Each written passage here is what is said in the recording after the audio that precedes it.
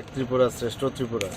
আমি গত দুদিন ধরে আমি বিভিন্ন জায়গায় আমি যাচ্ছি। আমাদের 19টা জনজাতি গোষ্ঠী আছে, আমরা সবাই যাই 19 ট্রাইবেল। তো কালকে পরশুদিন আমি গেলাম সোনামুড়া, সেখানেও ত্রিপুরী সমাজের একটা অনুষ্ঠান ছিল। কালকে চাকমাদের একটা অনুষ্ঠান ছিল,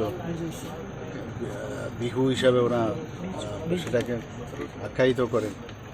তারপর রাত্রিবেলায় গেলাম সেই কিল্লাতে, সেখানেও সে একই মানে নামটা গেলে গড়িয়া পূজা হয়েছে ওখানে।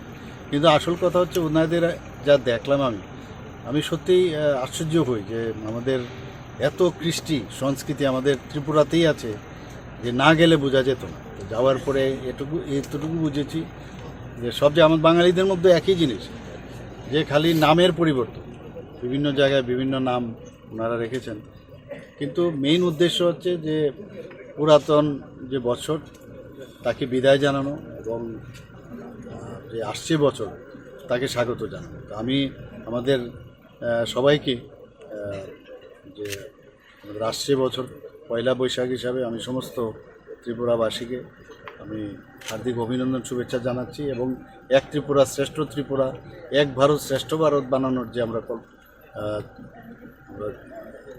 চিন্তা করছি সেটা যেন করতে পারি, এবং সবার সুস্বাস্থ্যের কামনা করি, এবং সবাই যেন সুখ শান্তিতে থাকে, জাতি জনজাতি আমরা সবাই একসাথে থাকতে পারি, এবং সবার সমৃদ্ধি কামনা আমি করছি।